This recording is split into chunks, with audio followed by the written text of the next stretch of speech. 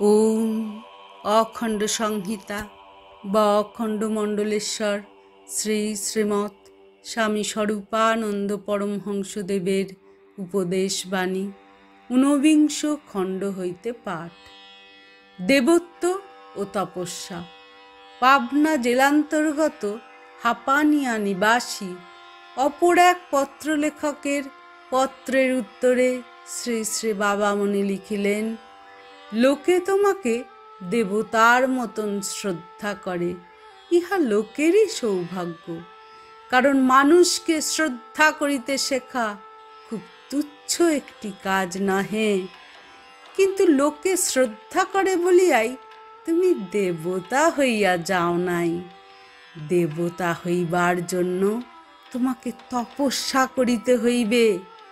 যে দেবতারা পরনারীর মর্যাদা নাশ করেন, পরকে তাদের প্রাপ্য হইতে বঞ্চিত করেন, প্রয়োজন স্থলে ছল চাতুরীর ব্যবহার করেন, অন্যের ত্যাগ ও তপস্যায় শঙ্কিত ও ঈর্ষান্বিত হইয়া অপ্সরা পাঠাইয়া তাহাদের তপভঙ্গ করান, এমন দেবতা আমি তোমাকে হইতে দিতে চাহি না।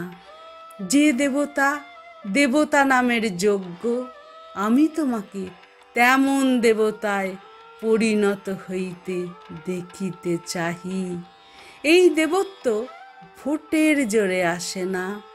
এই দেবত্ব সংবাদপত্রের শিরোনামা হইতে জন্মে না। এই দেবত্ব ব্যাংকে গচ্ছিত বিপুল বিরাট কুবের ভাণ্ডার দিয়া সৃষ্টি করা যায় না। এই দেবত্ব কবিত্বে নাই, বাগ্মিতায় নাই, বিদ্যাবত্তায় নাই, আছে ত্যাগে, চরিত্র বলে আর তপস্যায়।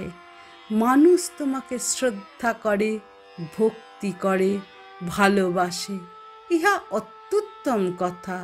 এই শ্রদ্ধা, ভক্তি ও ভালোবাসাকে সিঁড়ির ধাপে পরিণত করিয়া তুমি ক্রমশ মনুষ্যত্বের উচ্চ হইতে উচ্চতর তুঙ্গে আরোহণ করো।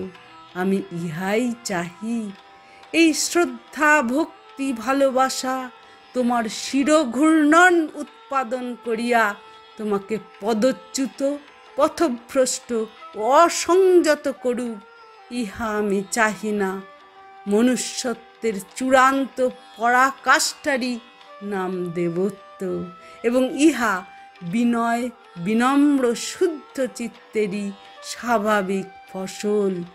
নিষ্ঠা ও বিনয় এই দুইটি জিনিস একত্র মিলিলে যে মণিকাঞ্চন সংযোগ ঘটে, তোমার পক্ষে তাহাকেই জানিবে তপস্যা।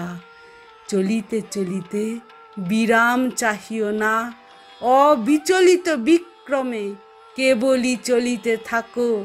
কিন্তু মনে রাখিও, যতই উচ্চে উঠিতেছ, ততই তোমার সতর্কতার প্রয়োজন বাড়িয়া যাইতেছে। হরি ওম।